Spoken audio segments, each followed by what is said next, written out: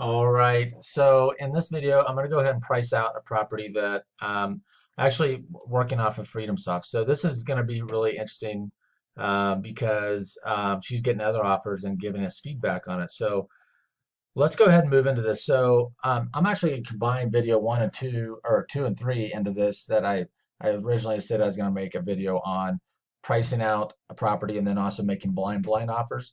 Well, this one is a blind offer, which is majority of our offers when we're working on FreedomSoft versus when we're in the MLS, we can look at pictures, right? And I'll shoot another video on going into MLS and doing some just simply classifying properties so you both get a real sense of how I go about it so we're all on the same page. All right. So I got the address from this lady, looked up the property, got the square footage, so on and so forth. Okay, so here's the property. This is the only picture I got. Looked it up on Google. I can already see that they have aluminum windows. I can see it's kind of rough over here. And so I'm just going to immediately classify this as a level three.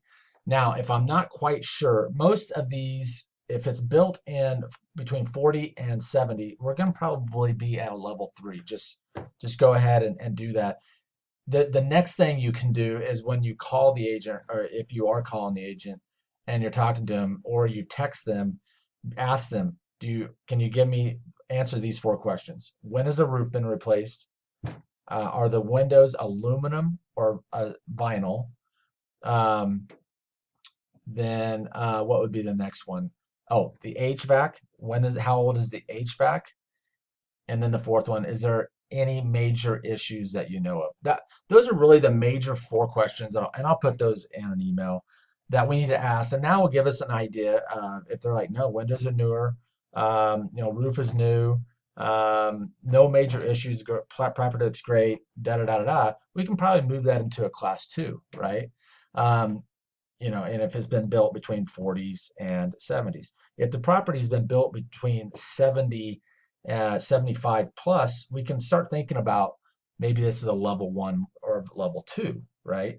If it's built between 40 and 1970, we're thinking it's either a level two or level three. Once in a while, we'll see, property built in that age to be able to move into a level one, but not very often. And when we're making blind offers, we're just going to kind of generalize it. All right. So that is making blind offers, which is a lot of our work. So asking those four questions will pretty much give us everything we need to know, and then we can classify this flip. All right. So let me go into this. So I pulled up the public records to find out, how big this house is. It's 1,000 square foot. So I looked up the ARV. Not going to go into that. So the ARV is 590. I'm classifying this as a level three. So it's 1,000 square foot. So I know I'm around 65 to 100. It's a little over 1,000 square foot. So I'm just going to move right into this.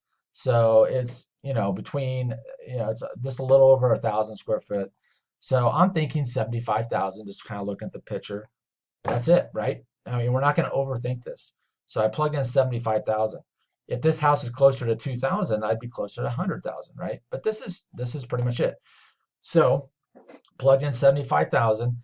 Going back to this tool here, I know it's a level three. So this is where I want to do my pricing gauge. I know I can sell it somewhere around 77%. I know I need to buy it somewhere around 75% or less. So I shot him an offer at 350.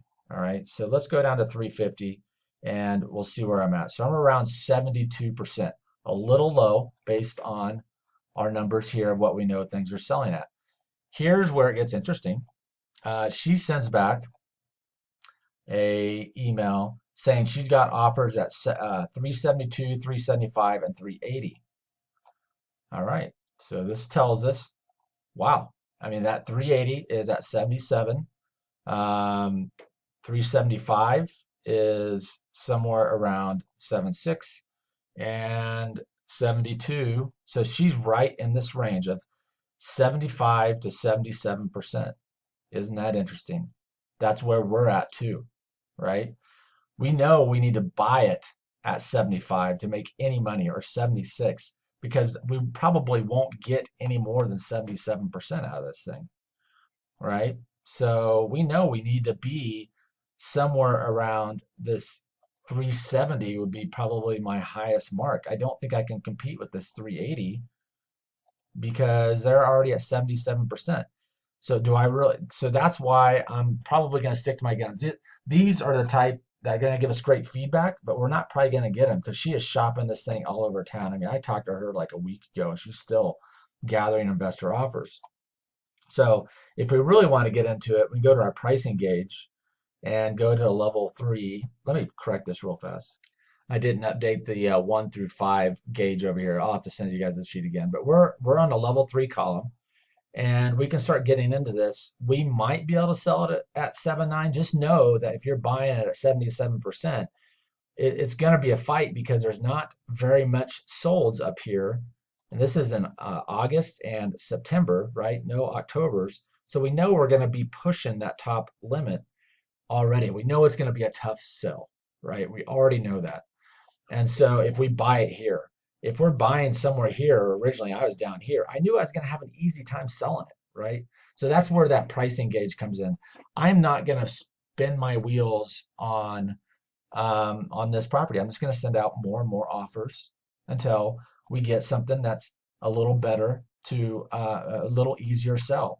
This is a tough sell for little money, right?